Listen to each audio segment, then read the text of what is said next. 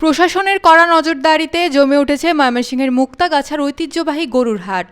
আইন শৃঙ্খলা রক্ষার্থে যারা গরু ক্রেতা এবং বিক্রেতা প্রত্যেকেই জানি কেনাবেচা করে তাদের জানমাল নিয়ে ঘরে ফিরতে পারে, সেই লক্ষ্যেই আমি আমাদের মাননীয় পুলিশ সুপার এবং ডিআইজি স্যারের নির্দেশনায় কাজ করতেছি। দর্শক, আমার পিছনে দেখতে পাচ্ছেন ময়মনসিংহের মুক্তাগাছার ঐতিহ্যবাহী একটি পশুর হাট এবং আইমন নদীর তীর ঘিরে কিন্তু এই হাটটি প্রতি বছরে নেই, এই বছরে জমে উঠতে শুরু করেছে। প্রায় 3 থেকে 350 বছর পুরাতন এই গরুর হাটটিতে কিন্তু ময়মনসিংহ সহ বিভিন্ন এলাকার মানুষজন এখানে গরু কিনতে এবং বিক্রি করতে আসে। আমরা জানতে পেরেছি যে জামালপুর, নেত্রকোনা, কিশোরগঞ্জ, টাঙ্গাইল সহ সিলেট, সুনামগঞ্জ বিভিন্ন জায়গার লোকজন কিন্তু এখানে গরু কিনতে এবং বিক্রি করতে এসেছে। দর্শক, আমাদের পিছনে আপনারা দেখতে পাচ্ছেন যে কিরকম ব্যস্ততার মধ্যে পার করছে এখানকার ক্রেতা এবং বিক্রেতারা।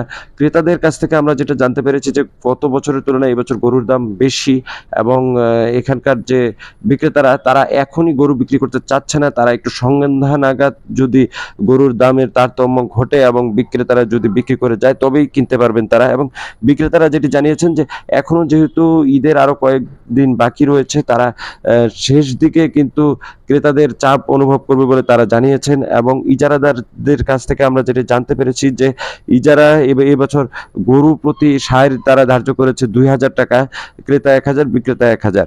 এবং খাসির বাজারও কিন্তু পার্শ্ববর্তী খাসির বাজারও কিন্তু জমজমাট। এবং খাসির বাজারের ক্ষেত্রে আমরা যেটা জানতে পেরেছি তারা খাসির বাজারে শতকরা 6% করে সার ধার্য করেছে এবং অসুস্থ গরু থেকে শুরু করে যেন জাল টাকা আদান প্রদান না করতে পারে তার জন্য কিন্তু টিম কাজ করছে।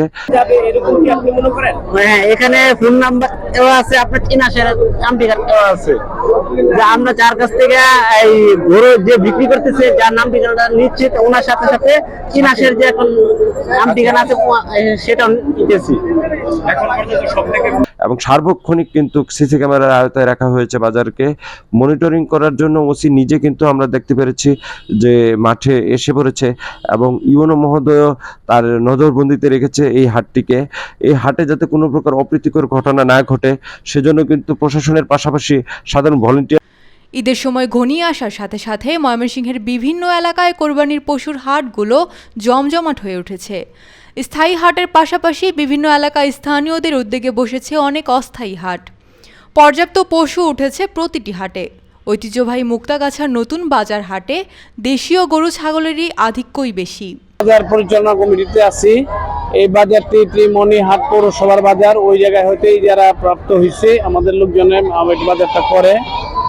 এই বাজার ঈদের বাজার, ক্রেতা বিক্রেতার উপস্থিতি অনেক বেশি এবং আমাদের সাইরের পরিমাণটা কম থাকার কারণে হাসিলের পরিমাণটা লোকজনের বিভিন্ন জায়গা থেকে দূর দূরান্ত থেকে ব্যাপারী পত্র আসে এবং ক্রেতা বিক্রেতার কাছাকাছি হয়ে থাকে কম বেশি। গৃহস্থের পাশাপাশি পাইকারিরা নিয়ে আসছেন কোরবানির পশু। প্রায় 3 থেকে 350 বছরের ঐতিহ্যবাহী কোরবানির এই হাটে পশু বিক্রিও হচ্ছে যথেষ্ট পরিমাণে। তাদের পশু রাখার মতো জায়গা আছে এবং স্বল্প সময়ের জন্য লালন পালনের লোকজন আছে। তারা একটু আগেই কিনে নিয়েছেন পছন্দের পশু। অনেকেই বাজার ঘুরে দেখছেন, অপেক্ষা করছেন শেষ মুহূর্তে কেনার জন্য। মুক্তাগাছার নতুন বাজার হাটে গিয়ে দেখা গেছে সেখানে দেশীয় গরু খাসির প্রাধান্যই বেশি। সেখানে একটি খাসি বিক্রি করতে আসা আব্দুর রহমান জানান তার খাসিটি 15,000 টাকা দাম হচ্ছে, তিনি সেটি 20,000 টাকায় বিক্রি করতে চাচ্ছেন। তিনি বলেন এবার ক্রেতা বিক্রেতা উভয়ের জন্যই বাজার বেশ ভালো। হাটে কোরবানির জন্য গরু কিনতে আসা সাব্বির আহমেদ জানান তিনি 78,000 টাকায় একটি দেশীয় ষাঁড় কিনেছেন। এখন তার চাচার জন্য আরও একটি গরু কেনার জন্য বাজার ঘুরে দেখছেন। তিনি বলেন বিভিন্ন জায়গায় একাধিক হাট বসায় ক্রেতা এবং বিক্রেতা উভয়েরই জন্য ভালো হয়েছে। এ সময় ক্রেতারা জানায় এবারও গরুর দাম অনেকটাই বেশি। আসলে সবকিছু মিলে যেহেতু সার্বিক একটা গরু তৈরি করতে গেলে খাদ্যের দাম যেতে পারছে ওটার সঙ্গে একটা সম্পর্ক আছে, যার ফলে হয়তো গতবারের চাইতে একটু বেশি আর কি আমার কাছে মনে হচ্ছে।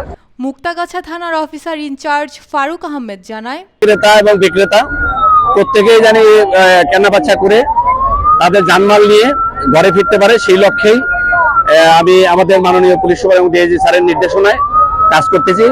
হাটের ইজারা সহ সবাইকে নিয়ে আমি ইতিপূর্বে বসছি, সিসি ক্যামেরা আওতায় নিয়ে আসছি এবং আমার 4টা টিম কাজ করতেছে এবং কেউ যেন এই জাল টাকায় প্রতারিত না হয় সেই লক্ষ্যে আমি আমার থানার পক্ষ থেকে কন্ট্রোল রুম তৈরি করে দিয়েছি এবং 4টা সিসি ক্যামেরা জাল টাকার মেশিন দিয়েছি, সবাইকে প্রচারণা করে দিয়েছি এবং যানজট নিরসন কল্পে আমি নিজে এবং আমার প্রত্যেকটা টিম এখানে আমরা কাজ করতেছি।